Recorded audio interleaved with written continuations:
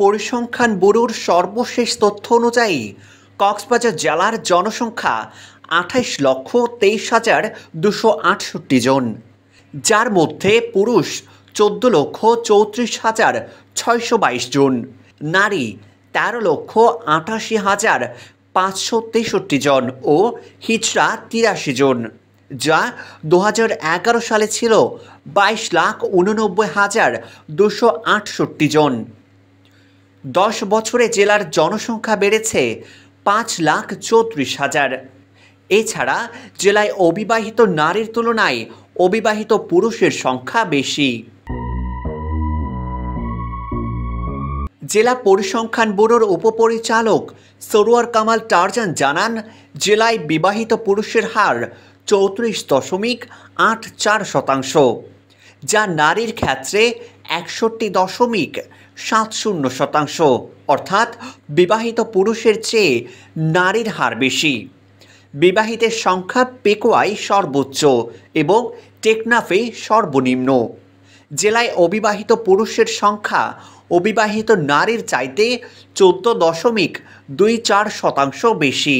আমাদের কক্সবাজার জেলায় মোট জনসংখ্যা হচ্ছে 28,23,268 জন। এর মধ্যে আমাদের যে নারী পুরুষের সংখ্যাটা, পুরুষের সংখ্যা হচ্ছে 14,34,622 জন।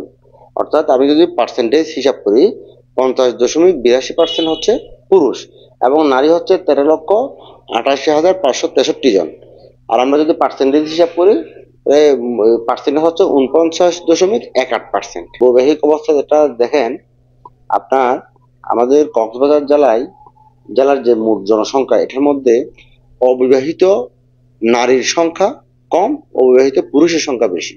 আপনি যদি পার্সেন্টেজ হিসাব করেন 44.24% পুরুষের মধ্যে অবিবাহিত রয়ে গেছেন এবং নারীর যে অবিবাহিত পার্সেন্টেজ এটা হচ্ছে 30%। বিবাহিতের দিক দিয়ে নারীর সংখ্যা বেশি, বিবাহিত নারীর সংখ্যা হচ্ছে 61.70% এবং বিবাহিত পুরুষ হচ্ছে 54.84%। অন্যদিকে কক্সবাজারের বিবাহিত নারীর সংখ্যা যেমন বেড়েছে, তেমনই বেড়েছে তালাকপ্রাপ্ত নারীর সংখ্যা। বর্তমানে কক্সবাজারে তালাকপ্রাপ্ত নারীর হার 0.57%। সেক্ষেত্রে তালাকপ্রাপ্ত পুরুষের হার 0.09%। পুরুষের তুলনায় নারীরা তালাক ও বিচ্ছেদের পথে বেশি এগিয়েছেন। বিধবার ক্ষেত্রে বিধবা নারীর সংখ্যা বেশি, বিধবার সংখ্যা হচ্ছে 7.03%। আমাদের জনসমাজ ও গৃহ গণনা 2022 জেলাতে অনুযায়ী এবং বিপত্নী যে পুরুষ তার সংখ্যা হচ্ছে 0.65%।